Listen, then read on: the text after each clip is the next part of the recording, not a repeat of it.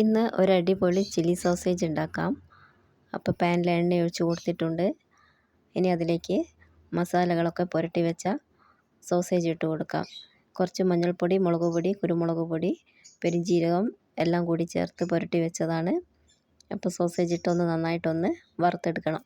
Sausage നന്നായി fry ആയി വന്നിട്ടുണ്ട്. ഇനി ഞാനത് വേറൊരു പ്ലേറ്റിലേക്ക് മാറ്റി അതേ പാനിൽ തന്നെ കുറച്ച് എണ്ണ ഒഴിച്ച് കൊടുത്തിട്ടുണ്ട്. ഇനി അതിലേക്ക് അരിഞ്ഞു വെച്ച വല്യുള്ളിയും ഒരു 2-3 പച്ചമുളക് അരിഞ്ഞതും കൂടിയിട്ട് ഒന്നുകൂടി ഒന്ന് വഴറ്റിയെടുക്കാം.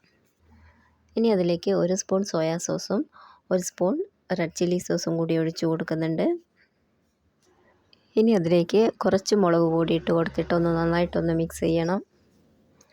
ആവശ്യത്തിന് ഉപ്പും കൂടി ചേർത്ത് കൊടുത്തിട്ട് ഒന്ന് നന്നായിട്ടൊന്ന് ഇളക്കിയെടുക്കാം.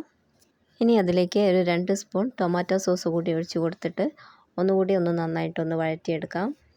ഇനി വറുത്ത് വെച്ച സോസേജ് അതിലിട്ട് കൊടുത്തിട്ടൊന്ന് നന്നായിട്ടൊന്ന് മിക്സ് ചെയ്തെടുക്കണം. അപ്പം നമ്മുടെ ചില്ലി സോസേജ് ഇവിടെ റെഡിയായി.